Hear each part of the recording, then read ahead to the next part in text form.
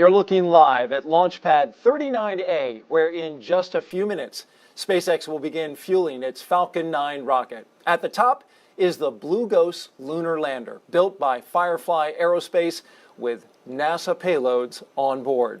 Hello and welcome everyone to the Kennedy Space Center in Florida. I'm NASA's Daryl Nail, and with us today throughout the launch broadcast is Spacecraft Program Director for Firefly, Ray Allensworth. Ray, so good to have you here today. Yeah, thank you. I'm so excited to be here. You're going to have all the knowledge and insight about this entire thing as we go along, so we appreciate that. Liftoff of the Blue Ghost lander is scheduled for 1:11 a.m. Eastern Time and 39 seconds for the detail-oriented.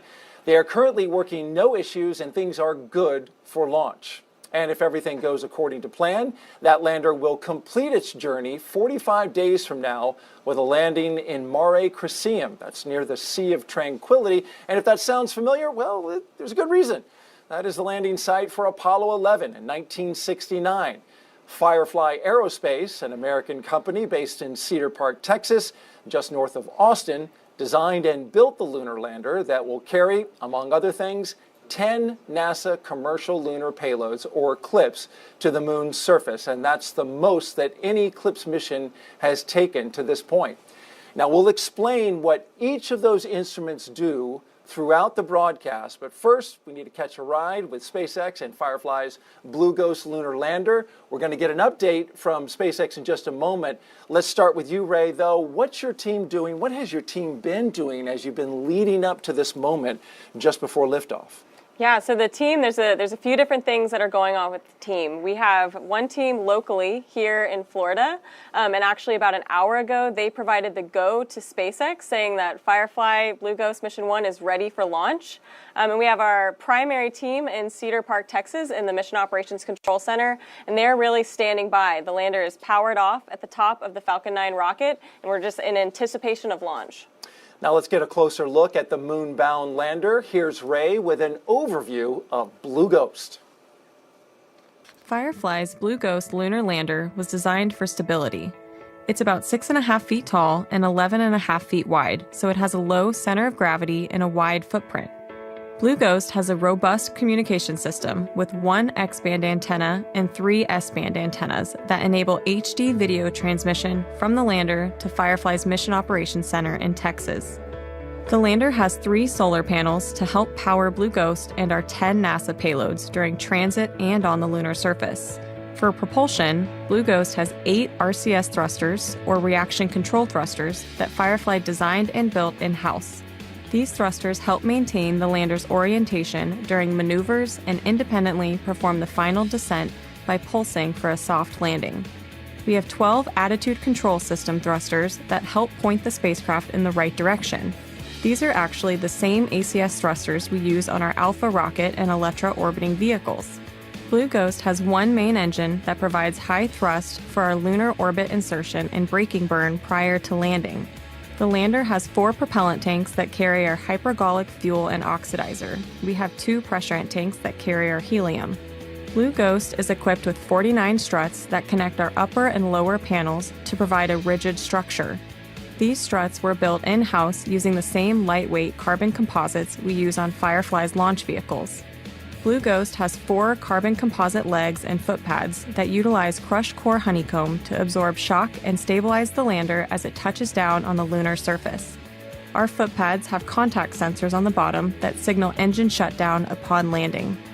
We have vision navigation software that supports landing by identifying potential hazards on the moon, such as rocks and craters, before determining the safest landing site.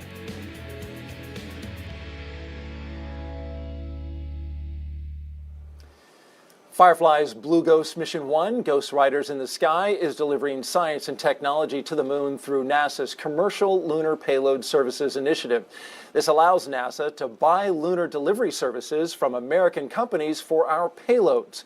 In turn, those payloads will help advance science exploration and the commercial development of the moon. The Ghost Riders mission includes approximately 60 days of payload operations, most of which will be spent transiting to the moon. And then those 10 NASA payloads, they'll have about 2 weeks on the surface of the moon to perform their tests, experiments, and other activities. Let's turn our attention now to the rocket that's going to help Blue Ghost get to its lunar destination. Joining us live is Jesse Anderson at SpaceX in Hawthorne, California. Jesse. Thanks, Daryl. Last year, SpaceX was honored to launch the IM-1 mission, the first commercial lunar lander to touch down on the moon. We are excited to partner with Firefly for another NASA delivery to the moon as part of the agency's Commercial Lunar Payload Services Initiative. This is a special mission for SpaceX today because we are launching not only one, but 2 lunar landers.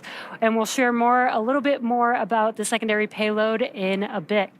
And coming soon, SpaceX will launch NASA's IM-2 Nova-C lunar lander mission, also part of the Commercial Lunar Payload Services Initiative. Also on the manifest this year are NASA's Punch and Spear X missions, as well as the return of Crew 9 and the launch of Crew 10, just to name a few. Now, it's going to be an exciting year for NASA missions. The launch out sequence has started. Firefly's Blue Ghost Mission 1 marks our 8th launch of the year after a record-breaking 2024 where we launched 134 Falcon missions.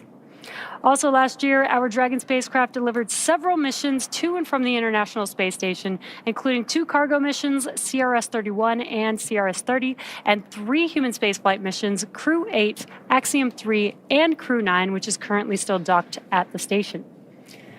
Now, coming back to today's mission, we are now at T-minus 34 minutes from liftoff. And while the countdown continues, let's take a moment to meet the vehicle that will be taking these payloads to space today. Falcon 9 is a reusable 2-stage rocket and the first orbital-class rocket capable of reflight.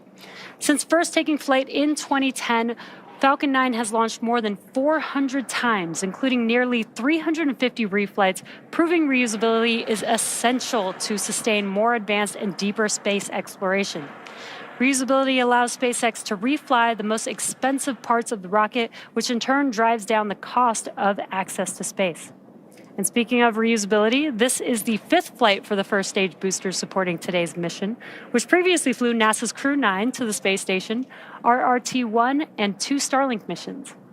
And after it completes its mission today, we will once again look to land and reuse the booster on a future flight. Now, this time, the booster will return and land on our drone ship. Just read the instructions, which is currently on standby in the Atlantic Ocean. The first stage, which is the tallest portion of the vehicle, provides 1.7 million pounds of thrust thanks to its 9 Merlin M1D engines. Named after the Millennium Falcon from Star Wars, the 9 in Falcon 9 actually refers to those 9 engines. The second stage is powered by a slightly modified engine called the Merlin Vacuum or NVAC engine. Now, this engine has a larger nozzle, which allows the second stage to perform more efficiently in the vacuum of space.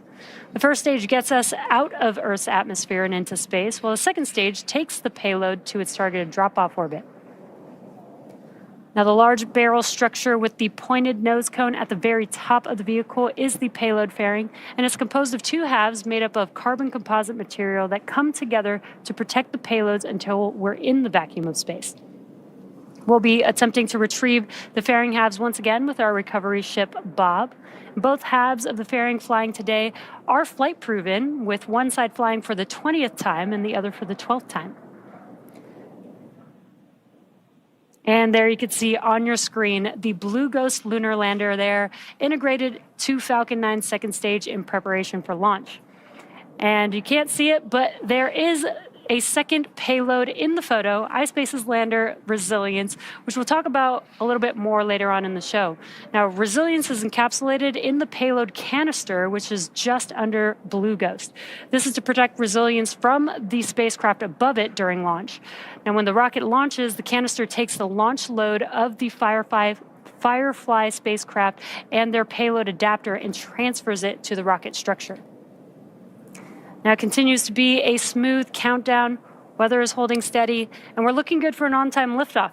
So while we wait, let's check back in with Daryl and Ray. All right, Jesse, and our hearts go out to everyone at SpaceX who's been impacted by the wildfires in California, and everyone who's working this mission today and pulling it off. Despite those challenges, we greatly appreciate it.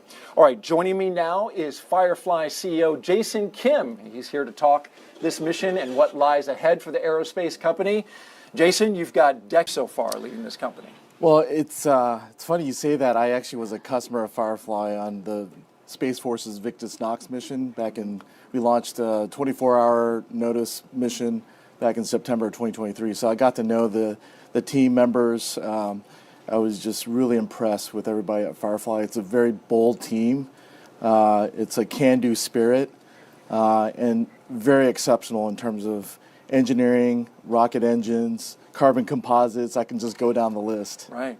Very impressive in terms of what the company can do, as you say, but Firefly does have the opportunity here to be the first company to soft land on the moon. What gives you, as CEO, confidence that your team's ready to pull that off? Well, I've been through many different high-stakes critical mission operations campaign. It starts with a great launch, so we've got a really reliable, great partner for the launch. But once we separate it, it's all on Firefly. And we've got a great design. It's a great design with margins built in, good parts selection from a great supply chain, and we're very vertically integrated as well. And then I would say that each subsystem is qualified with many hours. The whole lunar lander is qualified. We did the environmental test at JPL, so our hearts and minds go out to everyone in Los Angeles and at JPL. And then, it's down to the people. Our people, our Fireflies, they've rehearsed for many, many hours. They've done dozens of simulations. Our team is back in Cedar Park. They're ready to go. They've been training really hard under Ray's leadership, and they have trust and confidence in each other. And at the end of the day, it's the people that are going to make this successful. And there's an added component to this that I'm wondering if you can share with us. You shared this in a press conference recently, that you talked to the two companies that preceded you in attempts in going to the moon, Astrobotic and Intuitive Machines. You were encouraged to call those CEOs and find out what lessons they had to share. Can you share what they said? Well, first of all, it's something that I wanted to do. That's just my style. I love competition, but in the big scheme of things, we want the CLIPS program to be as successful as it can be. I talked to Pam Melroy, who I respect and I've known for many years, and she gave me that advice. You ought to talk to each of the CEOs and find out more. And so that's what I did, and they were very cordial. They took my call. We had great conversations. The number one thing that they would both recommend and advise me on is for our team to be transparent. Open and transparency is really key. To get all the support that you can get from the whole world, the nation, NASA, everybody. Secondly, we've looked at all the missions that came before us. It's really hard to do space missions. Going to the moon is even harder. It is. And so it's challenging to do that soft landing, as you know. But our team has looked at systematic things that have happened in the past, looked at, the hardware and software. And our design is, it goes back to the design is a great design with margins. Did tons of testing, both in environmental testing as well as air testing, and the actual crumple zones that we have with our pads. That's gone through different angles of testing, geometries. A thorough testing campaign. Very thorough. And probably don't need that shamrock on your lapel after all, because the team's been doing so well. Hey, Jason Kim, appreciate you being here. Thanks for coming on. And Thank you. Good luck to you today. Yeah, go Blue Ghost. All right. Firefly started with about half a dozen employees. Now the company has over 700. Ray has been there since day one, and she's going to show us how the Firefly team got through the last leg of Blue Ghost's journey, the rigorous testing campaign. Let's take a look. Over the past 3 years, our Ghost Riders have navigated through major key milestones. The initial phase centered on design qualification. Our engineering team conducted comprehensive analysis of the lander's structural and functional requirements. We then shifted to subsystem testing. We validated carbon composite structures on the test stands, verified the landing navigation system on a simulated lunar surface at our rocket ranch, and evaluated landing performance through nearly 100 drop tests. For our NASA payloads, we performed detailed fit checks to confirm compatibility with the lander's design specifications. We began the lander assembly process by integrating our fluid lines, COPV tanks, and avionics with our structural assembly. The NASA payload teams then traveled to Texas to integrate their components onto the lander. Following this, propulsion system integration involved mounting the main engine and 8 Spectre thrusters to the lander. Next, we wrapped the lander with MLI, or multi-layer insulation, to protect its systems from extreme space temperatures. The fully integrated lander was transported to NASA's Jet Propulsion Laboratory for comprehensive environmental testing, subjecting the spacecraft to simulated space and lunar surface conditions. Simultaneously, we began mission operations training, conducting over a dozen mission simulations from our Mission Operations Center in Cedar Park, Texas. These exercises allowed our team to practice operational scenarios and refine mission protocols for game day. Upon returning from JPL, we performed final subsystem checkouts and inspections of the lander, verifying all lander systems and configurations were ready for flight. Finally, we shipped the lander to the Cape, preparing for its ultimate journey that begins today. Once the Blue Ghost lander gets to the moon, there are 10 instruments on board that will play a key role in navigating and studying the lunar surface. Joining us now is Mike Selby, who is the mission manager for 2 of the payloads, LMS and Lister. So let's start it off with LMS. That stands for Lunar Instrument, Lister. Lunar Instrumentation for Subsurface Thermal Exploration with Rapidity. It's a doozy. It is. It measures the flow of heat originating from the interior of the moon. So, Mike, why is that important? So it's important to learn about how the moon has evolved over time. So Lister is a pneumatic drill that is going to use compressed air to drill down in half-meter increments, hopefully to a depth of 3 meters in total. But in those half-meter increments, it's going to deploy a probe that will make thermal conductivity measurements to help determine how the moon was formed. And it's going to drill just like we see in this video right here. Absolutely, it's yes. Kick up a lot of regolith. Yeah, kick up a lot of regolith, absolutely. All right, and as it goes down and drills in, it's going to get those temperatures. Let me ask Ray, how do you integrate a drill underneath your lander?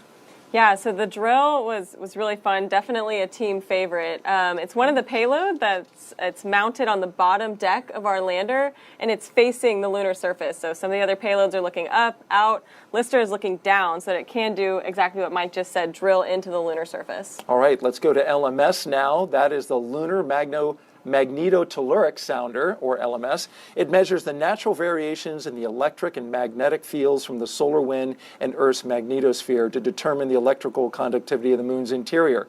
All right, well, so we're looking at it now. Yes, and so what you can see there are the remote electrodes that are basically an electrode with wire around it, and they're going to be ejected, 4 of those from the lander on 90-degree increments, and so the opposing pairs will operate kind of like a voltmeter, making those electrical measurements of the moon. Right, and there's 4 of them. It looks like look like they're about the size of a pickleball. That would be correct. Yes. Or softball. Yeah, and they'll be deployed hopefully about 60 feet out from the lander. That's amazing. So Ray, if these things got to kick out from the lander, how did you coordinate where they were going to go? Yeah, so we talk about these 10 payloads. There's 28 different components, and this is a great example of that. So these probes are mounted on the edge, and as he mentioned, they'll shoot off the side of the lander, and then there's also a mast on the top deck that will shoot up. So there's going to be communication from the probes on the lunar surface up to that mast. So it's very interesting. A complex arrangement, but we're going to get some exciting data from it. Absolutely. Mike Selby, thank you so much for coming and joining us today. Thank you. And good luck. All right, for explaining those NASA payloads, we appreciate that. We're going to go back now and check in with the rocket with Jesse Anderson live at SpaceX in Hawthorne, California. Jesse. Thanks, Daryl. And that was so cool to see how interesting that NASA payload is going to be. Very excited to see, what data we can gather from that. SpaceX is part of the Artemis campaign, which includes clips that will further lunar exploration with NASA. At our headquarters in Starbase, Texas, we're continuing to rapidly build and test Starship, which will enable us to send large amounts of cargo and crew to the moon, Mars, and beyond. 2024 was a huge year for Starship, and 2025 is going to be even bigger. We've completed 6 test flights so far, and 4 of which were last year. Now we're looking to dramatically increase the number of launches of Starship this year, with tons of exciting firsts coming like in-space propellant transfer and our first attempt to catch the upper stage of Starship. Starship had some absolutely mind-blowing moments in 2024, most notably the first booster catch, which saw the Super Heavy booster return to the launch tower to be caught out of mid-air on the chopsticks, a major milestone to the path of full reusability. These flight tests are critical for iterating towards a fully operational vehicle because the more we fly, the faster we learn. Development and manufacturing of Starship takes place at Starbase, one of the world's first commercial spaceports designed for orbital missions. Many new buildings and facilities, including the new launch tower and the 1 million square foot Star Factory designed with the goal of producing hundreds of ships a year, were built at Starbase in 2024. Complete. There's tons of work still to be done as Starbase continues to grow and transform into the gateway to Mars. And in addition to all of that, construction is underway at Cape Canaveral's Launch Complex 39A, where an additional Starship launch tower will be coming online. There's so much to look forward to in this era of space exploration, and we couldn't be more proud of our work with NASA to help humanity go beyond low Earth orbit again. But back to today's mission, let's learn more about today's secondary payload. You, the public. So let's get a few of those questions into Ray. And Ray, are you ready? Yep, let's do it. Let's answer some All right. questions. This question is a good one. Will we be able to see live photos or footage of the lunar surface from Blue Ghost?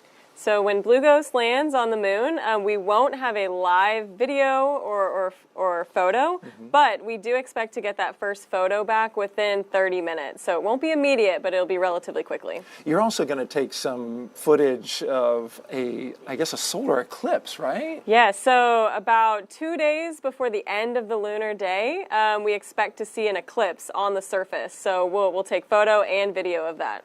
I'm excited to see that. And you're Yeah. going to have it in high definition. Surveyor, NASA's probes that went to the moon, caught that image, but it was nothing like the cameras that you have now. Also, I'm going to look for some levitating dust, like this glowing horizon. Talk about that. Yeah, so at sunset, we expect the regolith on the lunar surface to do kind of what you said, levitate off the lunar surface and create this glow effect. And so we'll have our cameras, taking photos, imagery. A lot of the payloads on the lander are very interested in the regolith, so this will be an interesting event. We'll get to see what Eugene Cernan saw in Apollo 17 during that last trip there back in 1972. Okay, next question. Famita asks, how long will it take to get to the moon? So there are a couple different routes to take to the moon. The one that Blue Ghost Mission 1 will be taking is about 45 days. So we'll be spending about 25 days in Earth orbit, 4 days transferring to the moon, and then another 16 days in lunar orbit. And that's so we can get data, check out the payloads.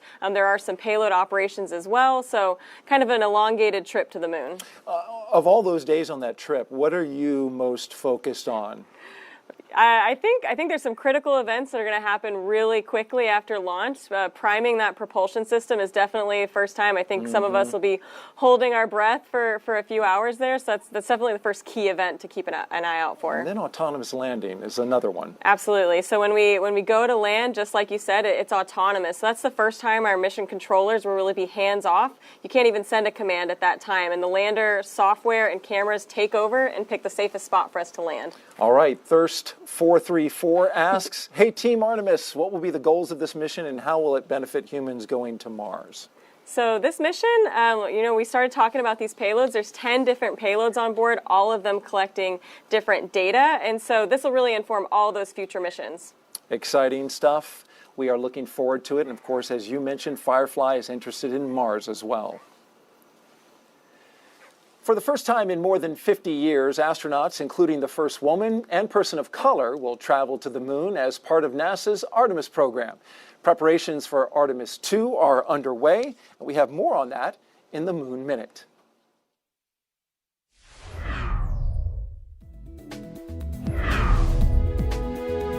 Hi, I'm NASA astronaut Victor Glover, pilot of the Artemis 2 moon mission, and I'm here at the Vehicle Assembly Building at NASA's Kennedy Space Center in Florida, where behind me, booster stacking is beginning for the Artemis 2 rocket.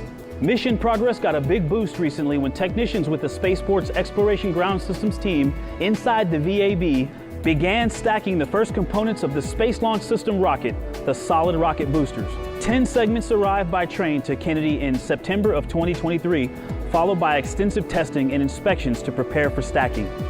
Technicians inside the VAB are using the massive overhead cranes to stack the segments one by one onto the mobile launcher, which will be used to process, assemble, and launch the SLS rocket.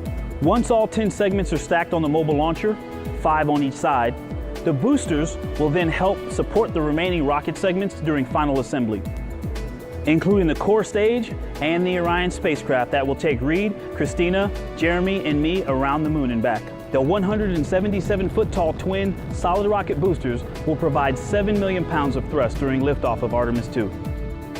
That's a look at your Artemis Moon Minute. Time now to tell you about another one of NASA's 10 lunar payloads on this mission. Next up is the the EDS, Electrodynamic Dust Shield, which uses an electric field to move harmful lunar dust off the surfaces in need of protection. And here to show us how this payload works is the principal investigator, Dr. Charles Bueller. Are you ready for some show and tell, folks? This one's going to be fun. That's right, I got some props here to share. All right, first of all, talk about EDS. What is it and why do we need it? The EDS is a system developed here at KSC for the last 20, 25 years or so. Wow. To lift and remove dust from surfaces without any moving parts, gases, or fluids.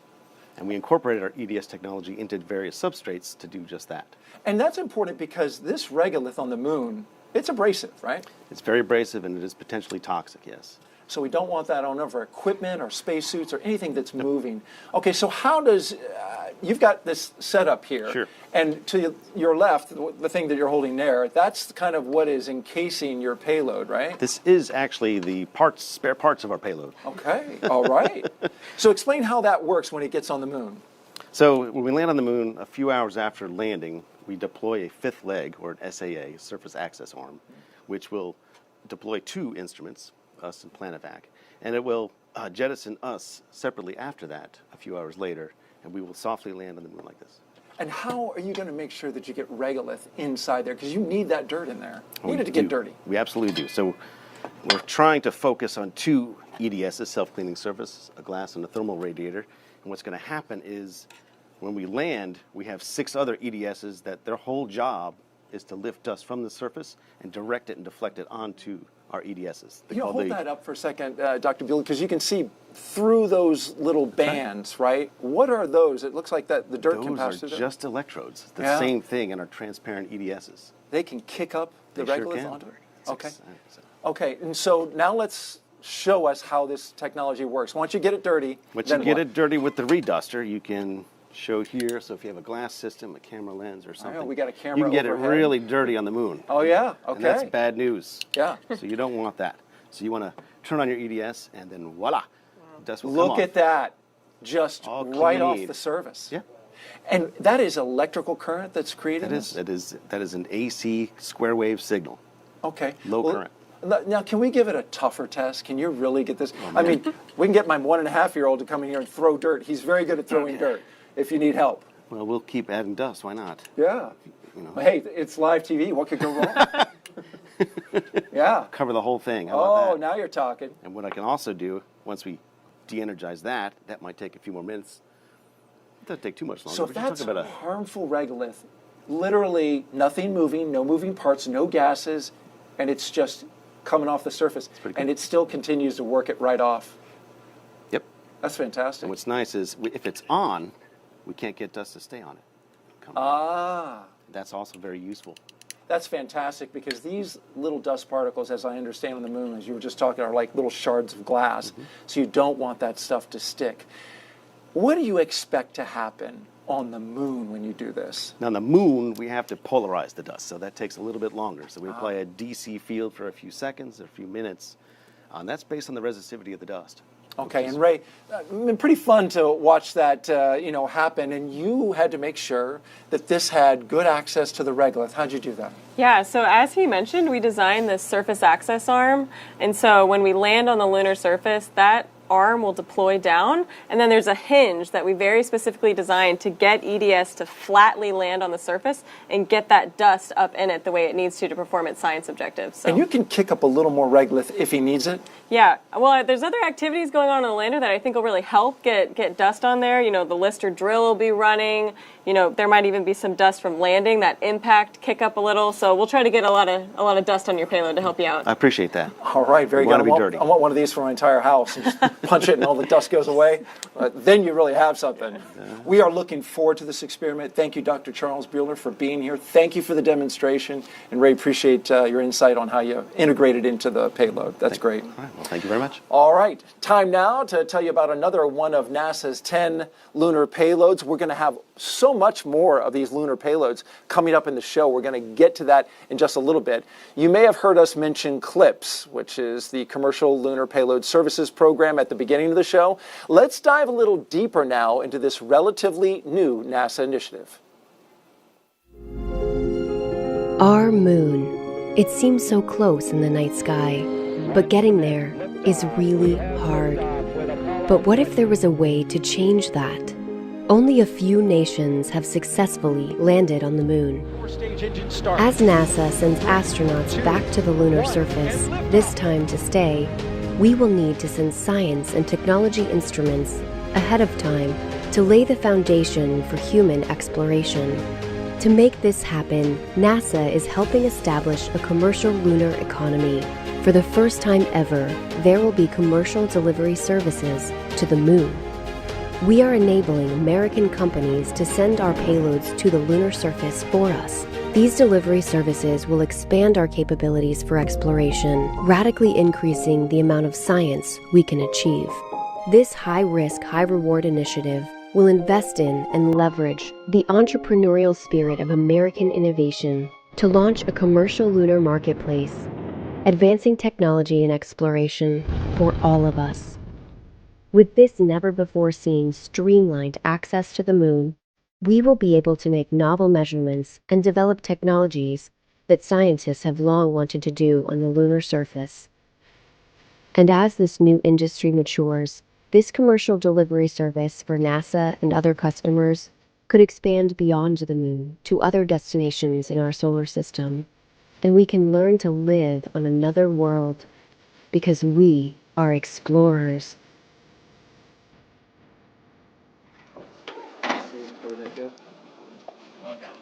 And we're getting close to liftoff, just T-minus 8 minutes and 15 seconds until launch of Firefly's Blue Ghost lander on a SpaceX rocket.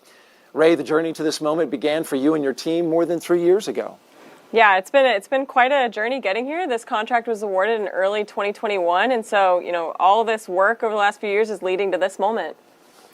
And you've got a pretty big team. Talk a little bit about that. Absolutely. We have a team of dedicated engineers, operators, technicians, and support staff that have been working tirelessly to make this mission a success. I'm incredibly proud of what our team has accomplished and what we'll continue to accomplish once Blue Ghost begins its road trip to the moon.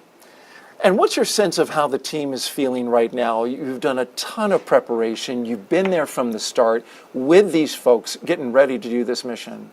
Yeah, the team right now, I think, is just filled with anticipation, excitement. I was messaging some of them earlier, and I think today it really started to set in, you know, when you see that Falcon 9 go vertical on the pad. So just excited to finally start our journey. And we're looking live at the Mission Operations Center in Austin, Texas, Firefly Aerospace. You can see the folks sitting there. This is the mission team. This is the team that's going to be there all the way to landing and beyond. Engine chill has started. Absolutely. So you can see all of them kind of sitting there. They're getting prepped. They're getting their consoles set up. They'll probably start getting some initial data from that first ground station, but otherwise, with the lander powered off, they're really just waiting for deployment and power on. Ray, I'm wondering, Firefly, as a company, you've launched before, but this is the first time that you're launching to the moon. Is it different? I think it's a little bit different. You know, I'm sure the Alpha team, the first time they launch, they feel very similar to how I feel right now. But really, for launch, it's a few hours, and then your mission's over. For us, this is really just when our mission Stage begins, 1, and fuel it load leads complete. into these 60 days of operations in orbit and on the surface. So it's kind of a surreal feeling. It's hard to explain. And you get to look up at the moon at night and say, we're going there. Yep. So I think all of us kind of started looking at the moon a little differently. You know, leading up, the engineers would text us, 3 full moons till we launch, 2 full moons till we launch. And so you look up at night and you get filled with excitement. Well, we are excited as well. We're going to go out and watch that launch. In the meantime, there's the moon. There's where you're headed. Let's send it back to SpaceX in California as they walk us through the final moments of the countdown. Thanks, Daryl. At T-minus 5 minutes and 40 seconds to liftoff, all systems are currently go for an on-time liftoff at Launch Complex 39A at Kennedy Space Center. And the moon was looking great, but we were waiting for a call out for the strong back retraction coming up here shortly. What's going to happen is the clamp arms around the top of the second stage, which is just below the fairing, will begin to open up. Once those clamp arms open up, then we'll begin to move the strong back away, slightly away from the vehicle. And that process will take about 20 seconds. The TE or transporter erector will be just about a couple degrees away from the vehicle. And then at T0, we'll move it about 45 degrees above the pad deck. Pressing for strong back retract. And that will make the way for liftoff for Falcon 9. And we did hear that call out that we are preparing for strong back retraction. That should be coming up here in about 20 seconds. Now the strong back is that vertical structure just behind the vehicle that you see there on your screen. Strong back lower has started. And there's that call out that the strong back retraction has begun. Now, again, what you're going to see is those clamp arms just below the fairing are going to begin to open up. And once they are fully open, that'll make way for the transporter erector to move away from the vehicle.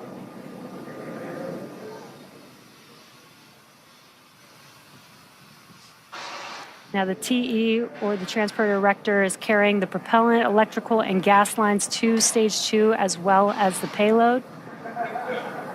And there you can see on your screen that those clamp arms are now opening up. And this is a good view here because you'll be able to see that TE start to move away from the vehicle. It's pretty slow, but you should be able to see it here in a few seconds.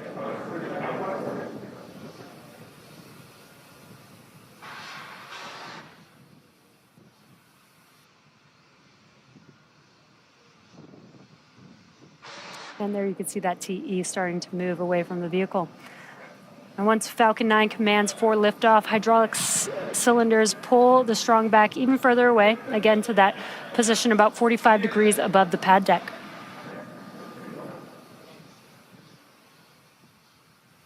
Now we are coming up on liquid oxygen loading completion at the T-minus 3 minute mark.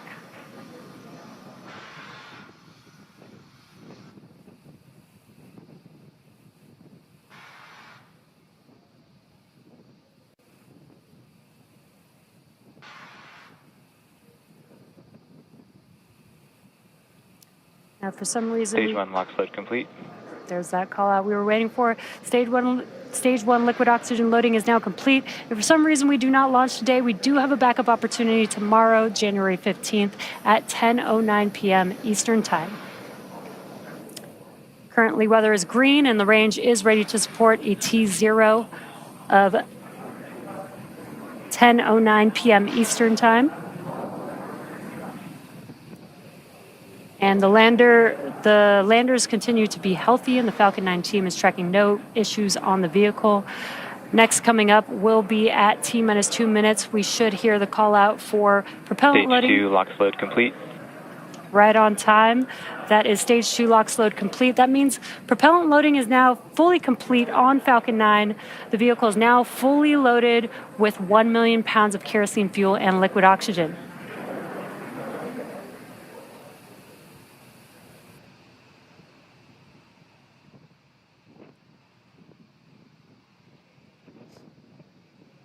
And just a correction, it is 1:11 a.m.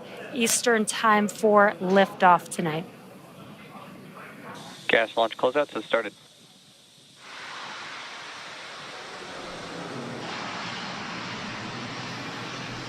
Now that propellant loading is complete, we should begin to see venting coming from the transporter erector. That is just clearing out those propellant lines from the TE in preparation for liftoff.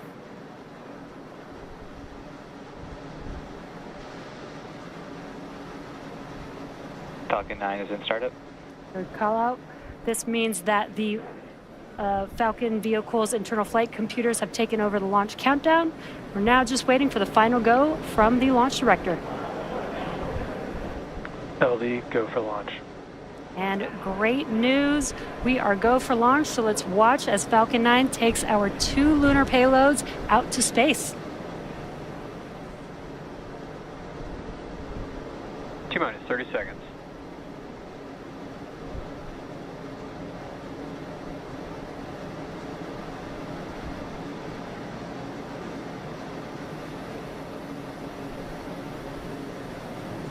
T-minus 15. 10, 9, 8, 7, 6, 5, 4, 3, 2, 1. Ignition. And liftoff. Go Firefly, go iSpace, go Falcon.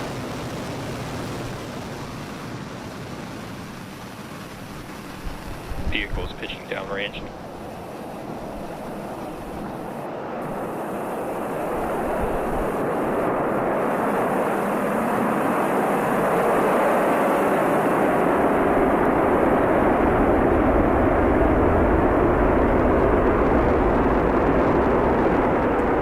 Plus 30 seconds into launch, Falcon 9 has successfully lifted off from Launch Complex 39A at Kennedy Space Center. Now the vehicle is going vertically, but it will begin to move horizontally. We're going to gimbal those. Falcon 9, power and telemetry are nominal. We're going to gimbal those engines. We're still going up, but now Engine air pressure is nominal. Now Vehicle was supersonic. We'll be moving horizontally, and that helps the vehicle get into orbit and avoid being pulled back down to Earth. Now we are coming up on max Q. This is the largest structural load that the vehicle will see during ascent. Max Q. There's that call out. We've passed through max Q. And we do have a few events coming up in quick succession. That'll be MECO, stage separation, and SES-1. MECO is main engine cutoff, and that's where we will shut down all 9 of those M1D engines that you see there burning bright on your screen. That prepares the vehicle for stage separation. That's when the first and second stages separate from each other, and the first stage will begin to make its way back down to Earth, while the second stage carries the payloads and continues with its journey with SES-1, or second stage engine start 1. And that's where we will ignite the MVAC engine on the second stage. And shortly afterwards, we will have SECO, where the vehicle will coast. So we are coming up on those 3 events that I just mentioned, MECO, stage separation, and SES-1 in just about 20 seconds from now.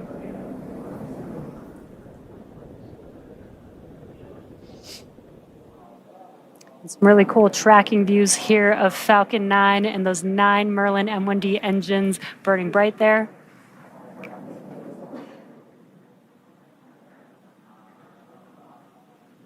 MECO.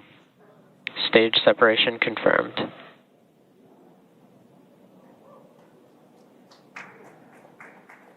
MVAC ignition.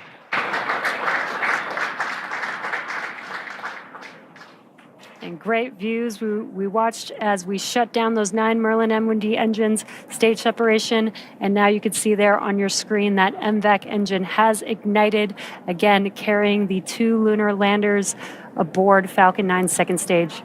And there on your left-hand screen, you can see that the first stage is deploying its grid fins.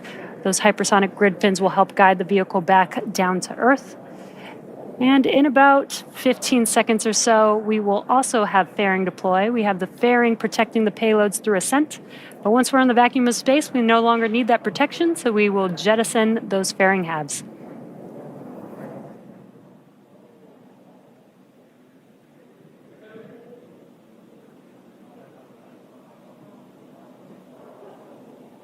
Fairing separation confirmed.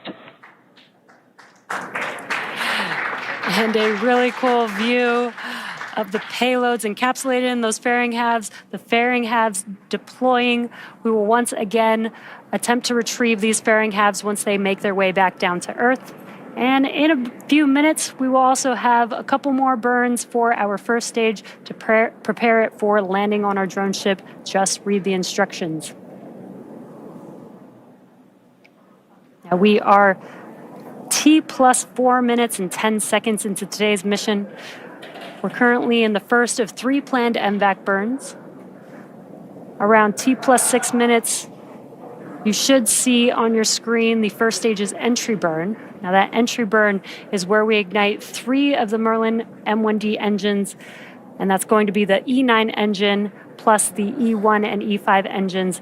Now that helps slow the vehicle down as it's re-entering back into the Earth's atmosphere. Now the reason why we slow down the vehicle is to reduce the re-entry forces, which helps us recover and reuse the first stage booster.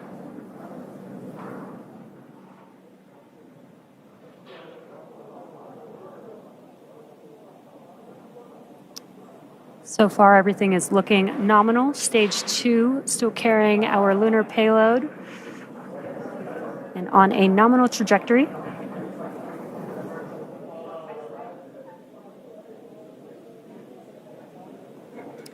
Now again, the first stage vehicle is making its way back down to Earth. We're about 45 seconds away from the entry burn beginning. And just as a reminder, the first stage booster that is supporting today's mission will perform this entry burn for the 5th time. Falcon 9 is the world's first orbital class rocket, reusable rocket, and this is important because reusability allows SpaceX to refly the most expensive parts of the rocket, which in turn drives down the cost of space access. So we do have that entry burn coming up just about 10 seconds. Again, that will be 3 engines reigniting for just about 20 seconds or so.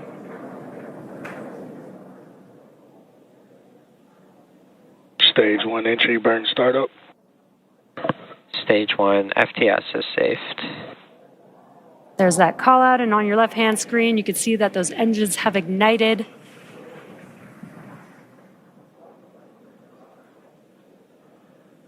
Again, helping to slow down the Falcon 9 booster as it's making its way back down to Earth. Stage 1 entry burn shutdown.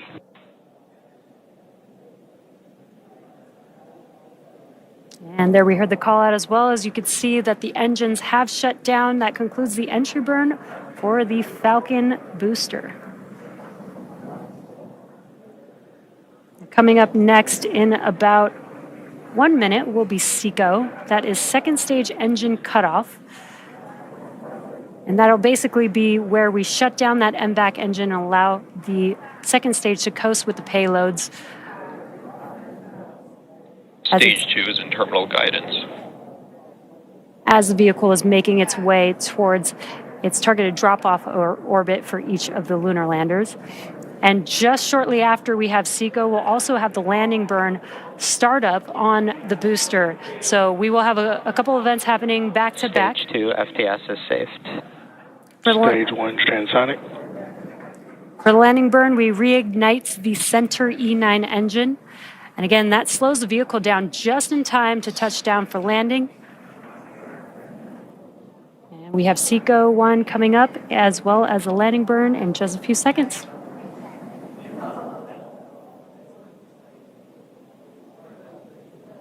SECO. Stage 1 landing burn.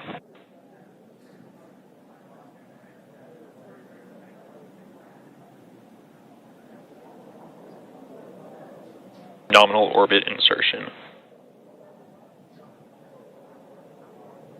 And of Full view of first stage, touching down for landing. Landing leg deployed. Stage 1 landing confirmed. And there you could see on your screen, the Falcon has landed on Just Read the Instructions. That marks SpaceX's 398th recovery of an orbital class rocket, and that includes first stage landings for Falcon 9 and Falcon Heavy. Now we're just waiting for confirmation of good orbit.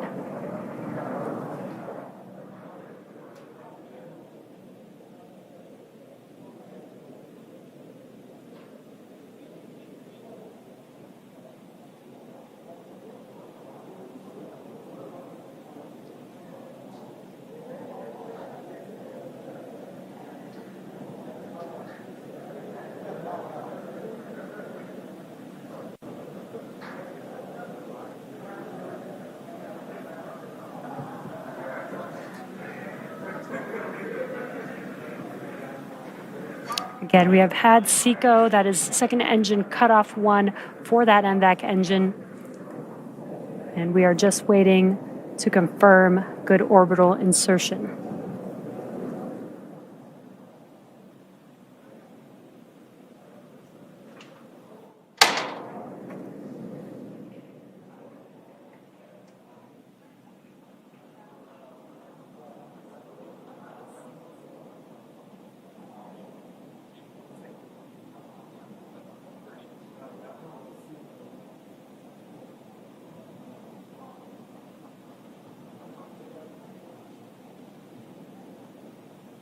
And we have confirmed good orbital insertion. Now the mission isn't over just yet. Coming up next, we have the second burn of our MVAC engine, or SES-2, on board the second stage around T plus 58 minutes. And then that'll be followed by payload deploy. So until then, we're gonna send it back over to you, Daryl, at KSC. All right, thank you very much. If you're just joining us, we are just into the mission here, T plus 10 minutes and 30 seconds into the flight of the Falcon 9 with the Blue Ghost riding aboard. And it was, as you can just hear, a nominal orbital insertion. Great news. We just witnessed it live right here from the Space Coast at Kennedy Space Center. And on board are 10 NASA payloads headed towards our moon. We have Ray Allensworth, who is here, the spacecraft program director. You and I were just out there watching it live, outdoors, just 3 miles away. How'd that feel? I can't stop giggling. No, I mean, it's one thing to watch a rocket go. It's another thing to know that your payload's on the top of it. Right. So it was incredible. It was perfect. I heard you say, "Bye, honey." Kind of wave goodbye. Yeah. When you work so long on something like that, I can just only imagine how that felt for you. Thank you for trying to put it into words. Now, looking ahead a little bit, we're going to have a burn, a second stage engine burn that's going to help complete its trip to get you where you need to be around the Earth and into that orbital insertion. And then we're going to deploy at 1 hour and 5 minutes. So we're looking at about 55 minutes from now. And there's a lot more work to do. So make sure you stay with us. We are on top of it here with our team, watching it in the sky and tracking it along its path. And we're also going to nail that acquisition of signal right after it separates. So we're going to be expecting that about 6 minutes after launch vehicle separation. That will be an amazing moment, and you'll want to see Blue Ghost separate in near real time from the second stage of the rocket because it's a phenomenal view. All right, we're continuing to track, and if everything goes as planned, in 45 days, the Blue Ghost lander will land at Mare Crisium, a large, dark, basaltic plain in the northern hemisphere of our moon. The location is near the Sea of Tranquility, the landing site for Apollo 11. It's also near Taurus Littrow, the Apollo 17 landing site. Ray, NASA chose Mare Crisium as the landing site for a good reason. Absolutely. The landing site was chosen by NASA because it supports the goals of our 10 NASA payloads that will gather critical data about the moon's regolith, geophysical characteristics, and the interaction of the solar wind and the Earth's magnetic field. The landing site also allows us to capture the lunar sunset after Firefly operates for a full lunar day, which is about equivalent to 14 Earth days. We'll be studying a unique phenomenon seen by Eugene Cernan during his final steps on Apollo 17, where he observed a horizon glow as the lunar dust levitated on the surface. On your screen is a sketch CERN made of the event. Firefly is set to capture this phenomenon during the lunar dusk conditions and further prove what Eugene saw as the last astronaut to walk on the moon. And you can see on your screen a live shot right now of the moon. This actually was recorded just a few minutes ago, but this is what it looked like outside when we were looking up. Such a beautiful shot, and big thanks to our camera crew for grabbing that. And if you look closely, you can see where Blue Ghost is heading, that landing site. It's in the 12 o'clock position. Correct me if I'm wrong. No, right? absolutely, In the clock, right there.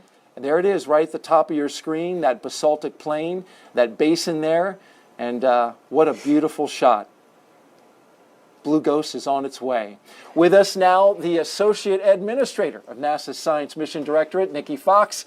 Well, you saw it live in person as well, Nikki. And I did. Beautiful shot of the moon there. It's all coming together. I know. I had as it was going up, I had the urge to say, that way, there's the moon, that way. It was a fantastic launch. Something really special about an instantaneous launch as well. That countdown goes, and it's going to happen. It's got to be right at that moment. Yeah, so beautiful sight. Congratulations, Thank Ray. You must be I know incredible. exactly how excited you are right now. It's amazing. I'm taking in all the moons now. I did. I mooned out for you guys today. You sure I did. Yes. Oh, yes. It looks lovely. Well, let's talk a little bit of science now. How was the science and the tech on board this particular mission inspired by NASA's Apollo 11 mission? Yeah, I mean, we learn, the great thing about NASA and about NASA science is we learn with every single mission that we do. And so, of course, we learned so much about the experiences of our astronauts on the moon. And, you mentioned before that the regolith is a big challenge. It's very sticky and it's very tacky and it kind of sticks to everything. And so we actually have a couple of experiments on there. One is going to sort of look at just how tacky that dust is. It's going to look at different surfaces and see how much that regolith sticks to it. And then we have another one that's a super cool demonstration that's going to try and see if you can shake the dust off. Mm-hmm. It's the EDS instrument, and it's going to put sort of electric currents through, so it's not moving parts, it's not actually shaking it, just to see if you can displace the regolith. And so actually the instrument cleans itself as well. So it's very, very friendly. So we're going to look at how we can improve the conditions for the Artemis astronauts. Yes, and we had a wonderful demonstration of the EDS principal investigator showed us exactly how that dust is going to shake off. Can't wait to see what happens on the moon. Yes. Why are we sending robotic missions first before we send human missions to the moon? I mean, we want to send as much science to the moon as possible. It's such a great place for us to go. It allows us to just learn more and more about the conditions on the moon, about the geophysical conditions, about the solar wind interaction with the moon. We can't wait to get the science up on the moon. That's why we're such fans of the CLIPS program. It's like a geological sort of preserved record of what this ancient solar wind is like. You just need to go down a little bit into the regolith, and that's the preserved sort of surface interactions. And of course it allows us to think about what we want our astronauts to focus on.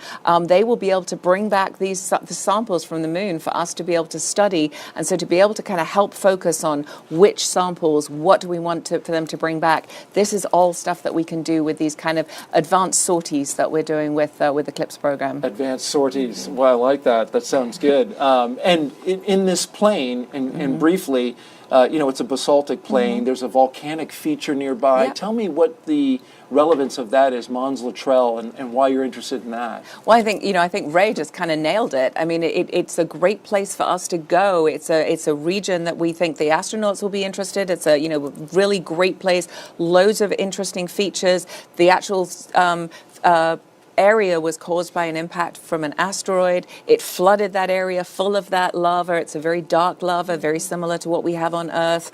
It tells us about how the moon was formed, how the early solar system was formed as things were bombarding the moon. So it's just a really scientifically interesting place to go. And Ray, you appreciate that there's no big rocks, hopefully, in that area, right? Yeah, we're gonna avoid the rocks. Our software is gonna help us identify the safest place to land, and like you said, avoid those hazards. All right, very good.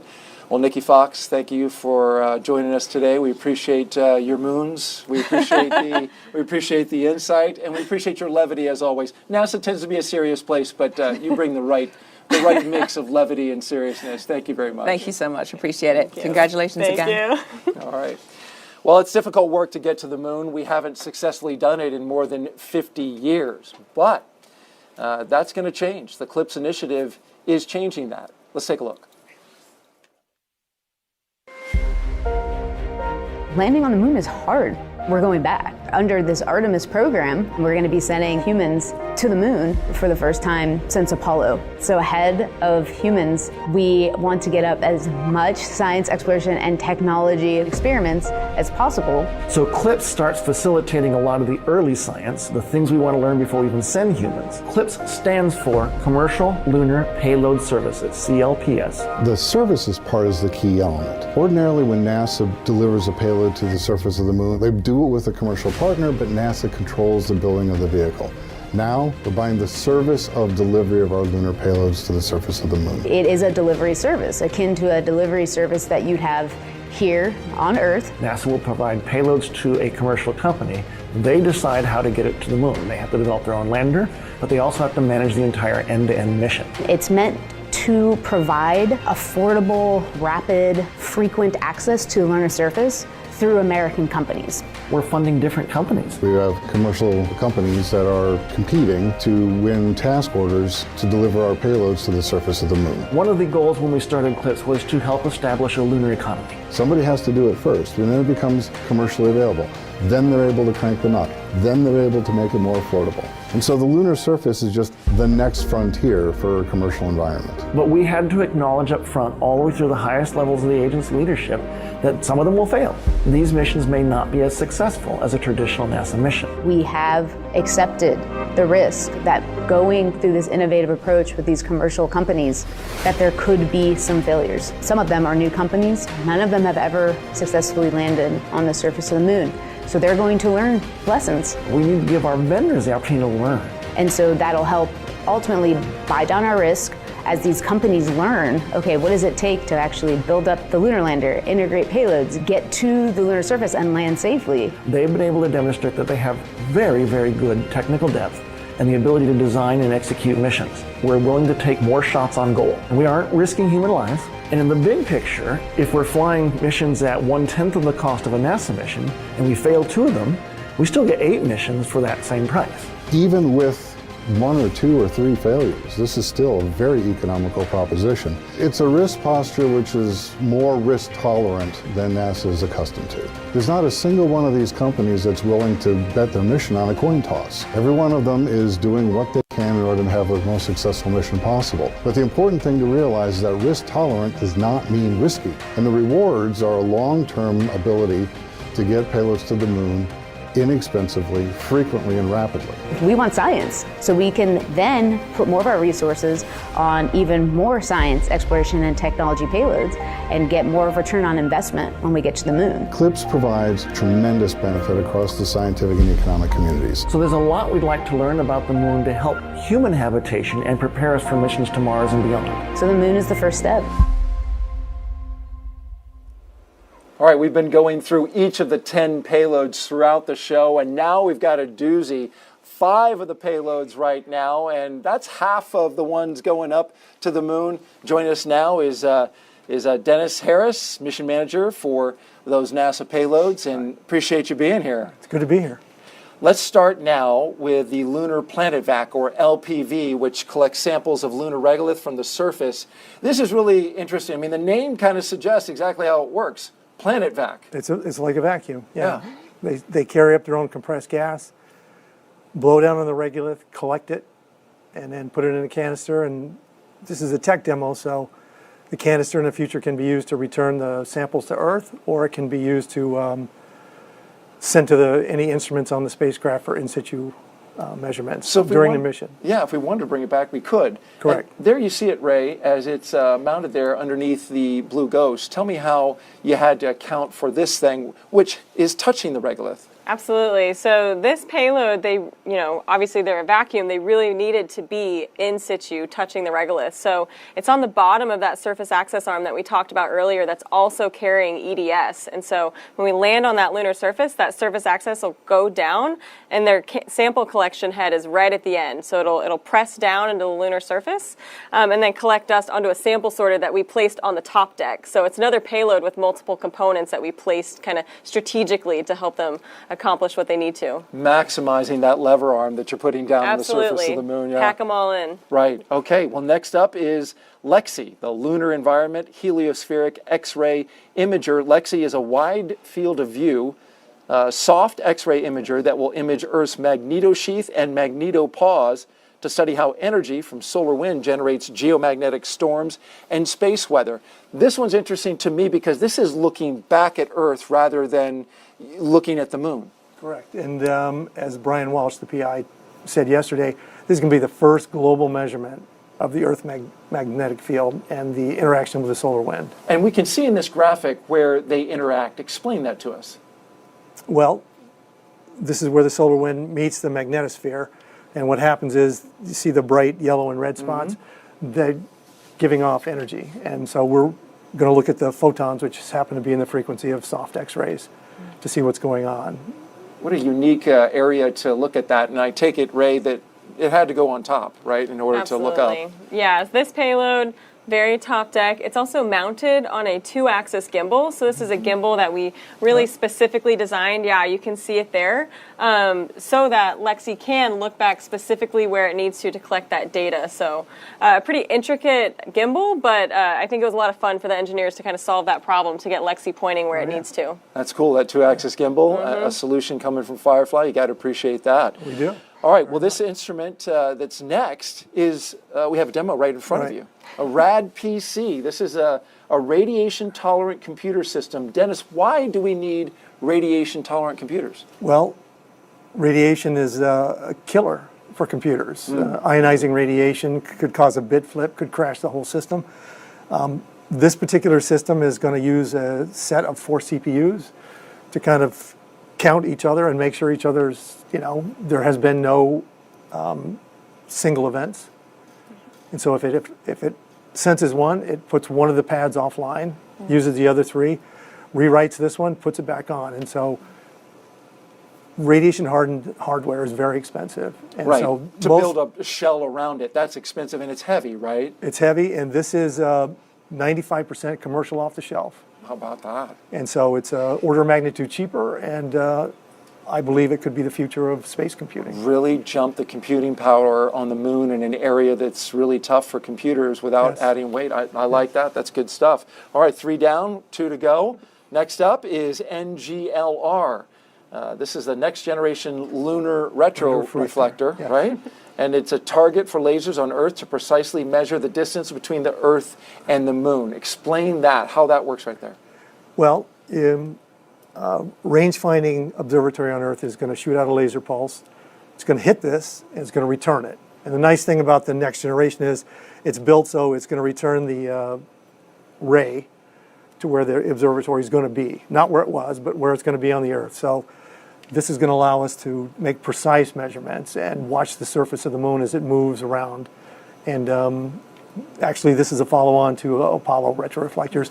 Some of the same team that put the Apollo retroreflectors on the surface are working this program as well. That is a fun fact and worth mentioning. In 1969, University of Maryland physicist Doug Curry helped design 3 still-in-use lunar instruments placed on the moon by Apollo 11, 14, and 15. And he worked on this one. He is the principal investigator, yes, Dr. Curry. How about that? It's a lifelong passion for him, and I really appreciate his knowledge. And you got to work with him on it. Yes. Pretty basic in terms of installing this, I would take it? Yeah, this is our only payload that doesn't have an electrical interface. So this is purely a mechanical interface that is also on the top deck on one of those 2-axis gimbals. So we loved NGLR. All right, very good. All right, and last but not least, we have the regolith adherence characterization, or RAC. Now, I kind of like this one because of all the different samples that are on board. Yes. It's going to determine how lunar regolith sticks to a range of materials exposed to the moon's environment. So there it is, What are all those little circles on the wheel? So those are all different material samples. So some are spacesuit materials, some are optical materials, some are Teflon, some are aluminum. As Nikki was talking about, lunar regolith is really not good to work with. And so what we want to help determine here with this experiment is what kind of materials can we use in the future? What kind of changes can we make to, say, spacesuits or the equipment we put on there to help them, live longer and survive the regolith. And you want to get it dirty, I take it. This one is the one, much like Rad PC, who wants all the radiation can get. We want all the dirt we can get, so to speak. So how'd you accommodate that, Ray? So this payload it's not on the bottom deck, facing the moon. It is kind of facing outward, though. So that wheel is exposed outward. It's not covered by any of that gold MLI you see on the rest of the lander, so that when we land, anything that kind of puffs up will go and hit those materials, and you'll be able to study how they affect all those. And if you don't get enough regolith on it, is there anything you can do to help it out? I think a lot of the other payload ops will help it as well. Maybe we'll toss a cold gas thruster their way if they need a little more. We'll play with that. But they should be able to get covered pretty well. There's literally a negotiation going on right here. It's like, okay, we'll take that, right? That's a good idea. Wow, ideas coming out on a live broadcast. I love that. Okay. All the work that's been done. You had 5 of these. Yes. You must have been pretty busy. I was. It's very challenging, but it's a new paradigm. And these are low cost, more risk tolerant. And the teams that worked on them have worked hard for the last 4, 5, 6 years. I really appreciate their effort. And NASA's job is to help them get to the moon and help us all get science. Absolutely. And Dennis, before we let you go, a human interest note. You told me that you invited your mother, 90 years old, to come watch this launch as something to mark off her bucket list. Absolutely. It just happened. How did that go? Oh, she loved it. Right up front, loved it, especially the sound. She took the video, and she was all smiles. And she has an engineering curiosity, right? Right. She was, back in the early 50s, she had a scholarship to Montana State for an engineering scholarship, which unfortunately she couldn't go, but she then jumped into the Navy, came out as an electronics tech. So maybe that's where my interest in engineering comes from. She must have been proud watching that rocket fly with your 5 missions aboard. She was. All right, Dennis Harris, thank you very much for joining us. Appreciate you taking the time, and good luck with all of the payloads. And good luck to you guys. Thank you. Really looking forward to it. All right.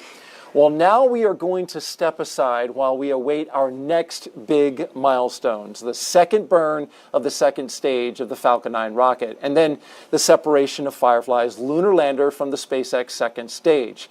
Now, we're going to return for that and more in about 20 minutes. We'll have more payloads. There's 2 more left if you've been counting. We're going to talk about those. We'll also see that tremendous video as we watch Firefly hopefully release from the second stage and drift off into space. That's all coming up in a bit. Again, 20 minutes from now. Hope that you'll come back and join us. Take a little cat nap. We'll be right here, and we'll see you then.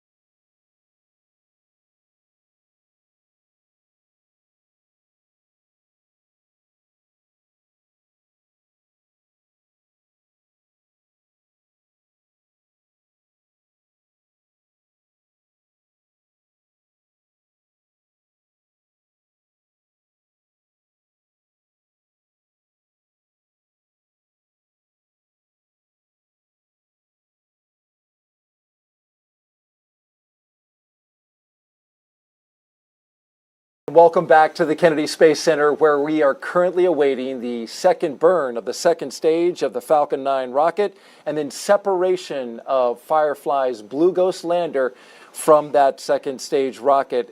It lifted off at 1:11 and 39 seconds a.m. Eastern Time. I am joined by Ray Allensworth. She is the Spacecraft Program Director at Firefly. Been doing a fantastic job. We watched the launch live. It took off. You said, bye, honey.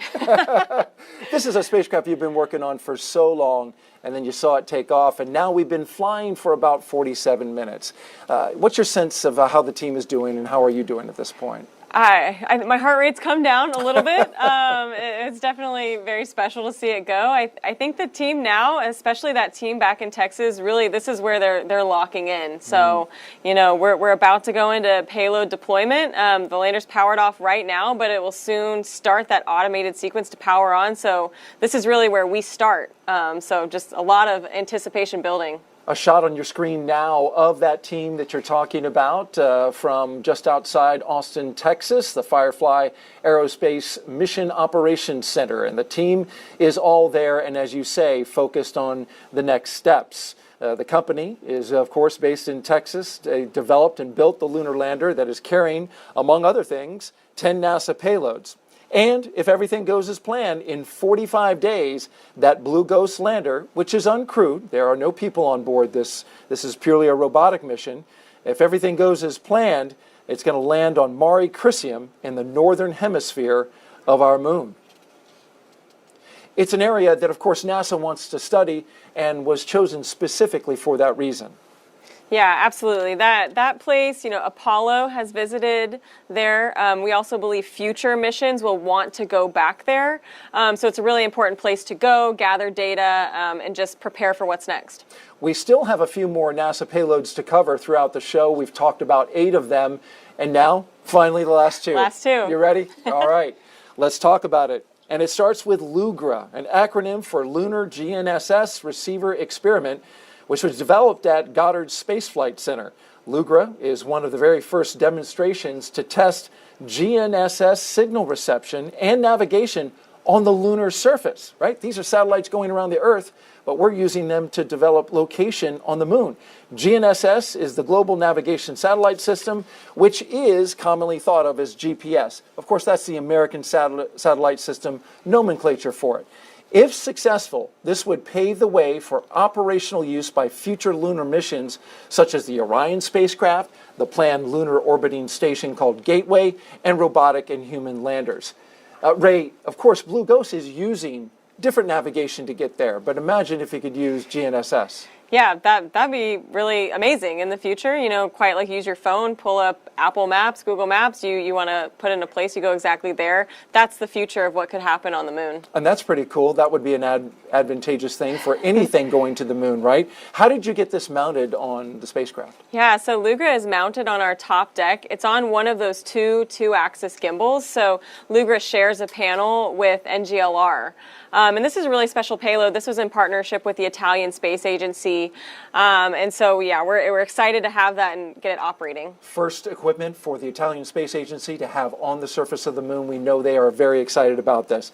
Let's talk about our last payload now, the final one. This one really kicks in right about the end of, right when they were landing, right? As it kicks up a plume. It's SCALPS, and it stands for Stereo Cameras for Lunar Plume Surface Studies. It was developed at NASA's Langley Research Center in Hampton, Virginia. SCALPS is an array of cameras placed around the base of the lunar lander to collect imagery during and after descent.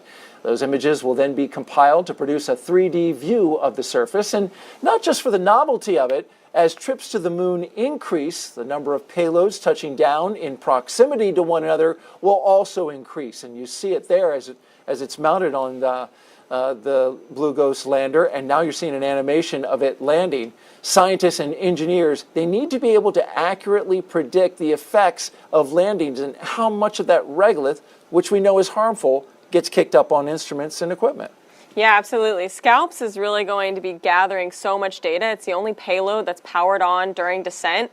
And just like you said, is exactly right. It's gathering data. It's seeing the lunar surface, what happens right before, at, and after landing. So Scalps has flown before on a previous mission. This is their second time. We're excited to fly them. It's our first time with them, but it'll really inform all those future missions when they go to land on the moon. All right, very good. Thank you, Ray, for the breakdown. Blue Ghost will deploy in about 15 minutes from now. And Ray, what can you tell us about the journey it's going to take to the moon?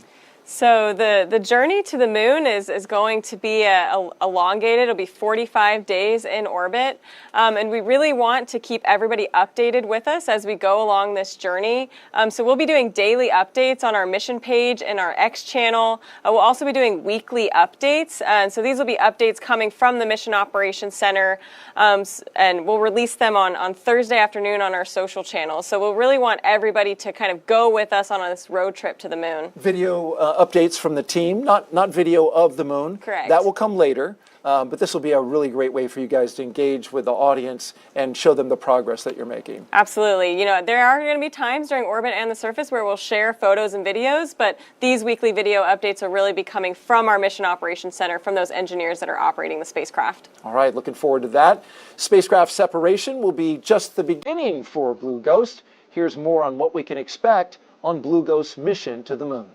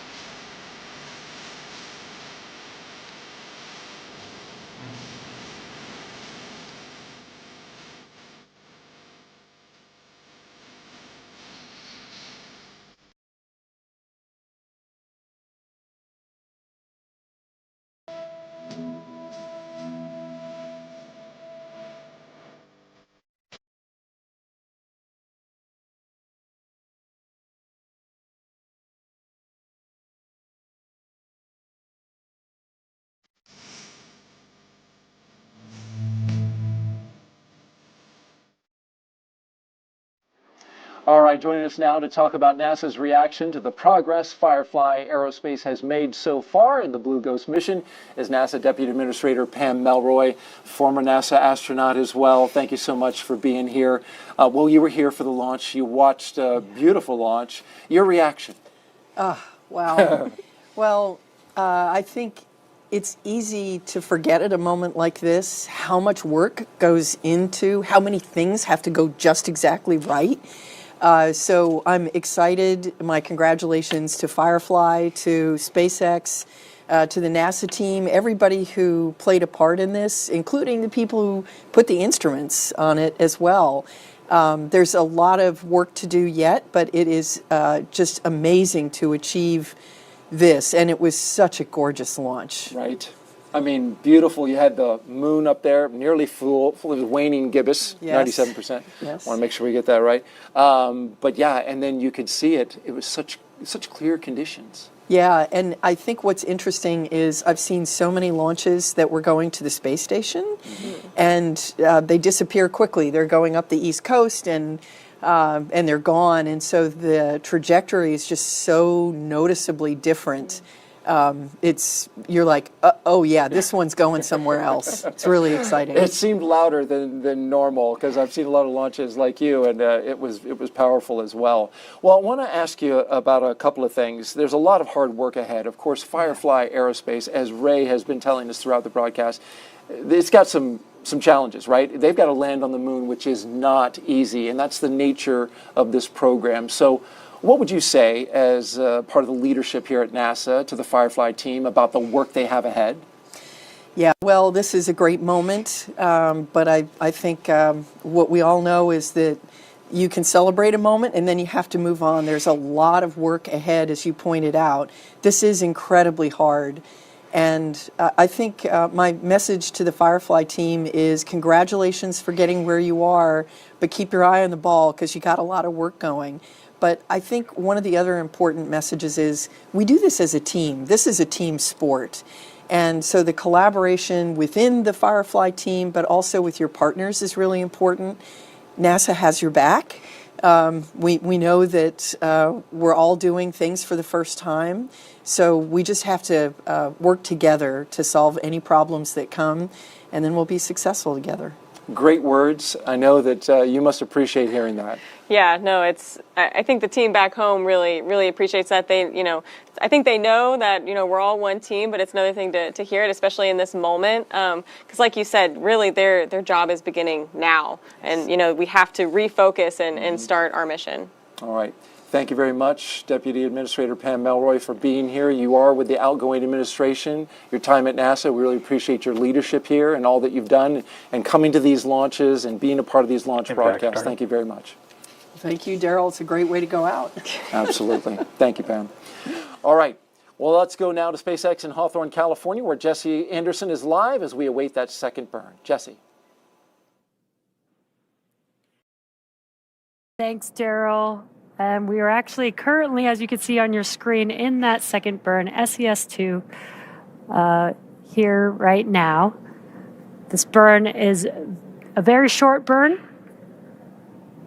And we've got live views of the NVAC engine there ignited on your screen, again carrying the 2 lunar payloads on Falcon 9's second stage. This burn will last just over a minute long. And this MVAC engine, the thrust on the MVAC engine is about 220,000 pounds of thrust. So even though this burn is only a minute long, it provides a lot of thrust for the vehicle to carry those payloads to its targeted drop-off orbit. Again, this is the second of 3 burns that were in for the MVAC engine for this mission today. We are coming up on the nominal orbit insertion. Perfect timing. We have the conclusion that is SECO-2 of that MVAC engine burn, and we also heard that call out for a confirmation of good orbit. So it looks like we are on track for the first payload separation in just a few minutes from now.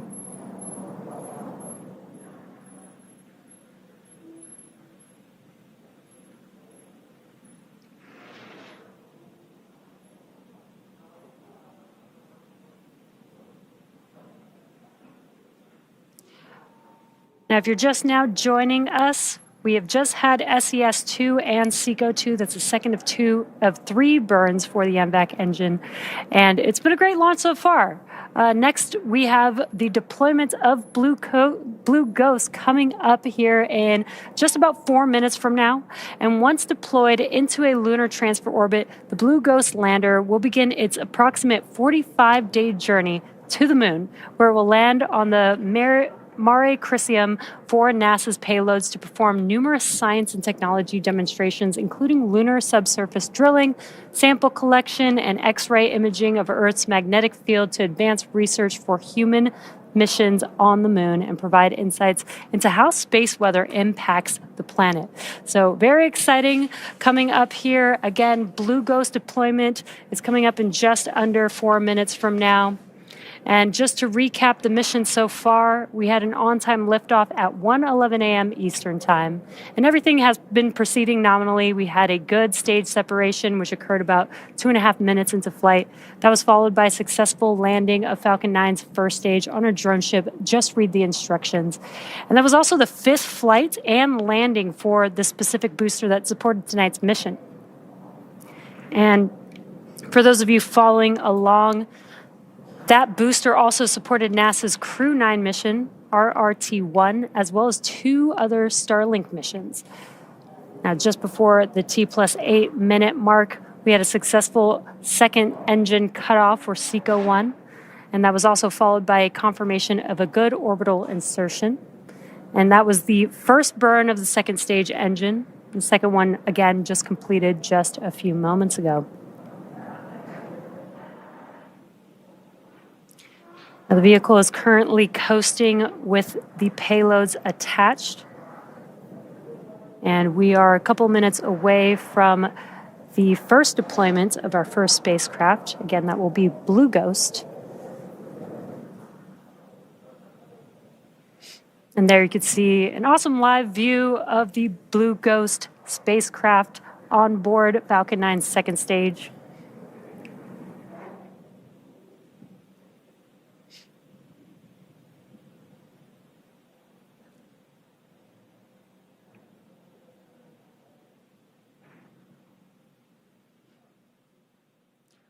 Now we're just about 2.5 minutes from deploy of Blue Ghost.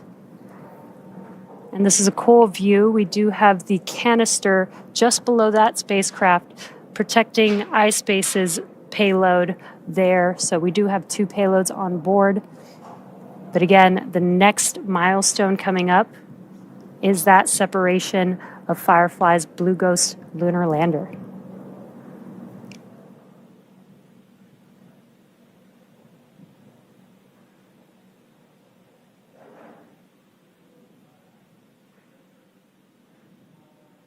Just as a reminder, once Blue Ghost is deployed from Falcon 9's second stage, it will have about a 45-day journey on its way to the moon, and then it will have about 14 days of lunar surface exploration. So this is a pretty exciting mission. Very excited to see the spacecraft begin its journey here in just about a minute and a half. And once again, there you can see a live view of Blue Ghost there on your screen, still attached to Falcon 9's second stage. We're anticipating deployment in just about a minute from now. I'm getting some really awesome, cool views. This is looking aft at the MVAC engine with the beautiful Earth in the background. These lunar missions are really cool because the Falcon 9 vehicle gets to get really far away from Earth, and we get these awesome Earth views.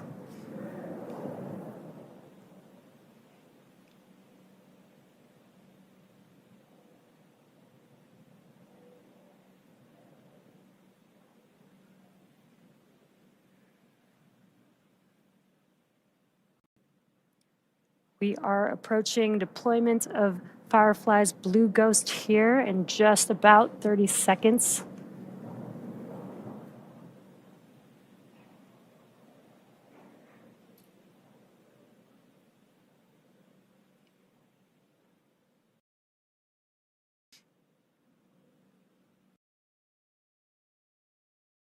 With these live views that you're seeing here, we should be able to get a really good view of deployment here coming up in about 10 seconds or so.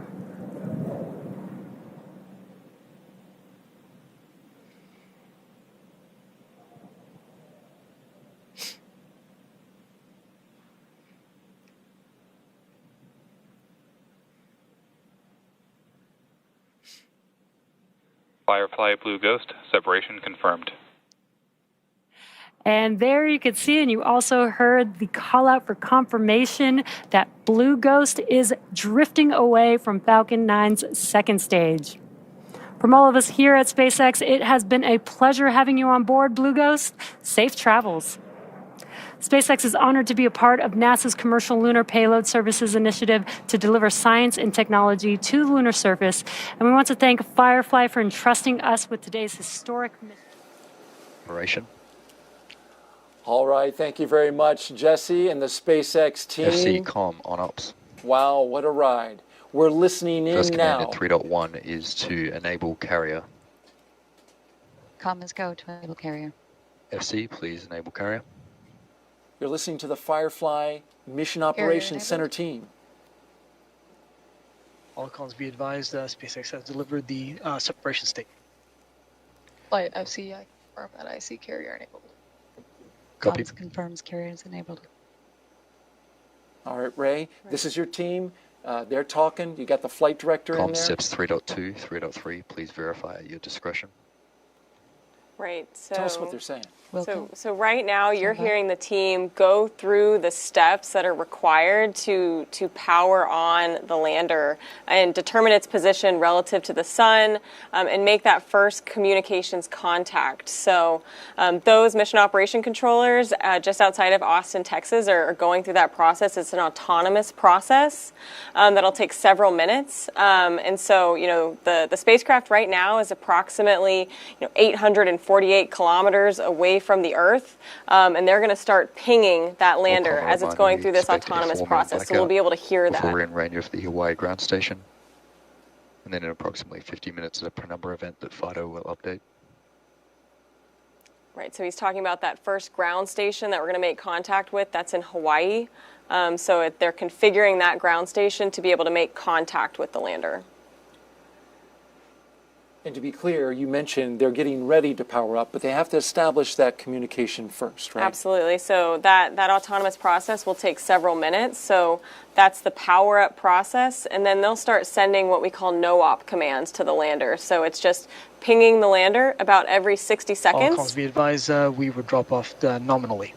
And then we're basically just waiting for that kind of handshake, that just acknowledgement from the spacecraft that it's hearing us.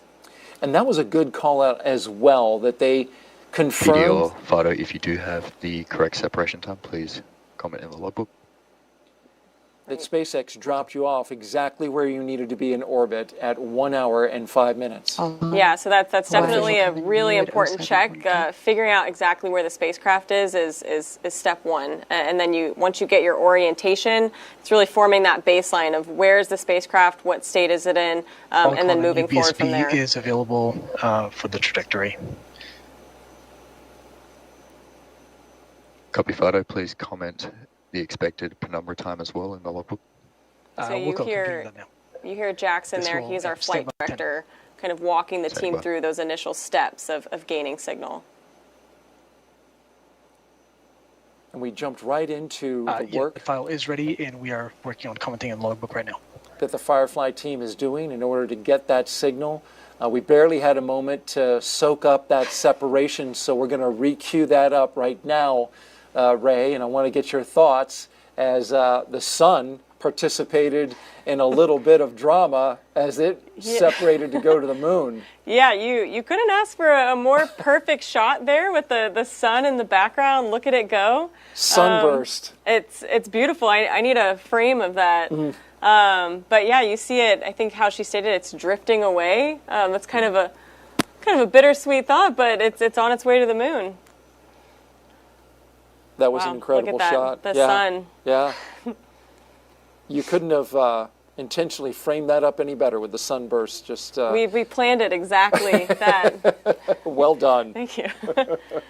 Well, the team is continuing to work, and we heard a little bit of flurry of activity because, as you mentioned and have talked about throughout the show, that this is the moment where the Firefly team really engages, the moment to acquire the signal from the spacecraft. If you're just joining us, we launched at 1:11 and 39 seconds a.m. Eastern Time from the Kennedy Space Center in Florida on a SpaceX Falcon 9 rocket carrying the Blue Ghost. We expect rate damping in approximately 18.5 minutes.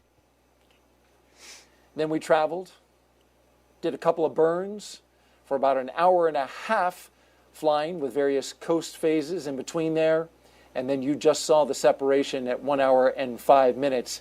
And now, myself, Daryl Nail with NASA, and Ray Allensworth, Spacecraft Program Manager with Firefly, are listening in to the communications that the team is doing as they work to acquire the signal. Yeah, and this signal, it can take anywhere from between 5 and 30 minutes to get that signal. Anywhere in that is considered nominal. So we're right at the very beginning of that phase. And so, like you said, the team it's now time to lock in. They're all focused. They should start getting data very soon on those consoles. And we're going to stay with it for a fair amount of time. The path to the BSP is available in the logbook. We're going to stay with it in order to see if we can get an early AOS, but understanding, as you mentioned, that this is not exactly an exact science, right? I mean, Right. this spacecraft is moving in its orbit, and you need a good lineup of the antennas on the spacecraft and those on the ground. Absolutely, you said it exactly right. You have to get the spacecraft in the right spot, lined up with that first ground station in Hawaii. So there's a little bit of margin as to when exactly that'll perfectly line up. Like I said, anywhere in that time frame is considered nominal. But we'll start pinging that lander soon as it goes through this autonomous power-up process. Let's talk a little bit about the path ahead. Once, assuming we get an AOS, what happens then? What will we see happen in the next few hours and then days? So when we get that acquisition of signal, there's some very initial... Qualcomm be advised, SSC has AOS, standby.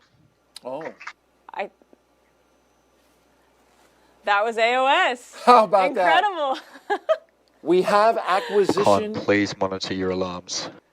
We have acquisition of signal with the Blue Ghost lander. Flight, GNC, and Ops. I confirm That's we booted incredible. the safe flight in idle mode, just nominal. Good. Okay, good. They took a minute to clap and... Call out step numbers that you can verify in procedure 101. And so just a brief moment there, you saw your team applauding. I mean, you're feeling it too. Yeah, I think I might have just had a heart attack. No, that's a great feeling, and wow, like we're talking to our lander in space, and we're officially going to the moon. It's insane. That happened fast, right? It happened fast. That's a great acquisition of time, acquisition of signal time. So that couldn't have gone better. It has been incredibly smooth from beginning to end so far today. Your thoughts on what you've experienced as we've taken this ride into space? Yeah, like you said, I really couldn't have asked for a better launch environment. That it went perfect, and then the sky out here in Florida, it's a perfectly clear night. When that rocket took off, it headed towards the moon. You could see our launch site with the rocket flying towards it. That was an incredible moment. But really, this whole process, the last several hours, it's gone so smoothly. And then just a cherry on top to get that acquisition of signal so quickly. That's fantastic. Congratulations. Briefly, let's talk a little bit about what lies on the path a little bit further ahead. You talked about the next few hours and days, but ultimately, after 25 days, you're going to make a burn to the moon, and then you have the biggest part of the challenge of this whole thing, which is landing on the moon. Talk about that. Absolutely. So we're right. Once we get out of that Earth orbit, we'll go on a 4-day transit to the moon, and we'll do our critical TLI burn to get us into that lunar orbit. Then we'll transit around the moon for about 16 days, and we'll get in basically sequentially closer orbits. We'll go closer to the lunar surface, and so we'll start going through these rolling comms blackouts as the lander goes on the far side of the moon, before ultimately going into our final critical burn, DOI, which then initiates that autonomous landing sequence. So those mission operations controllers that you just saw in there, they'll have to say goodbye for a moment. The lander will go autonomous, and it'll take over. Our vision navigation software and our cameras on board will fully take over to get us safely to the lunar surface, and then they'll go back hands-on while some of the payloads have orbital operations. The rest of the payloads are just beginning their mission at that time. So we'll go into a full lunar day of payload operations and collect as much science as possible. And through those 14 days on the moon, we're going to do all that science with those 10 payloads. That's going to be exciting. These principal investigators will be there watching, monitoring, and it's got to be exciting for them. And then you're going to try to survive a little bit of the lunar night. Just a little bit. So we don't expect to survive the full lunar night, but we will operate about 5 hours into the lunar night. And so we should really get to see some phenomenal activity with the regolith, that levitation that we talked about, and get some additional data, imagery, and video into that lunar night. The views are going to be incredible. I can't wait to see the imagery that you guys are going to be pulling back from the moon. It's going to be spectacular, provided that you get that landing. And it can't be understated just how challenging that is. This would be the first time in 52 years that an American company or entity has performed a soft landing. You have the opportunity before you to do it.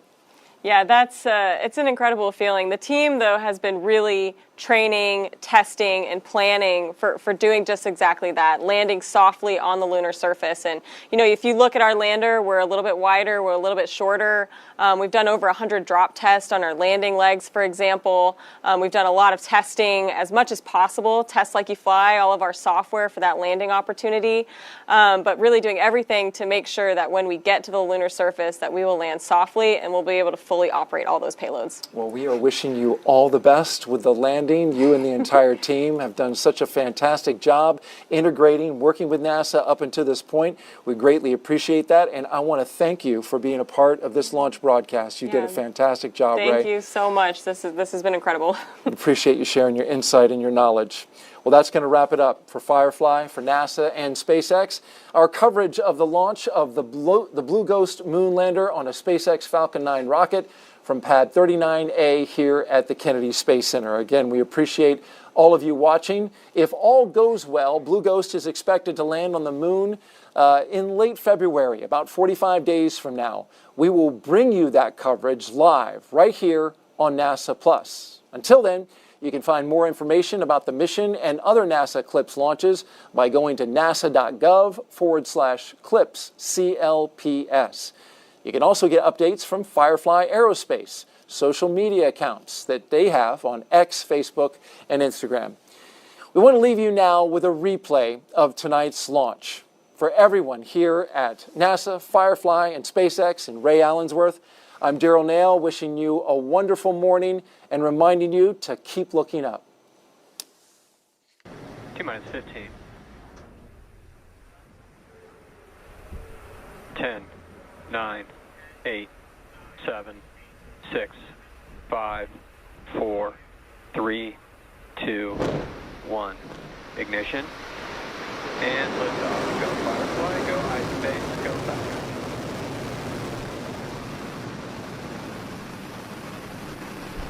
Vehicles pitching downrange.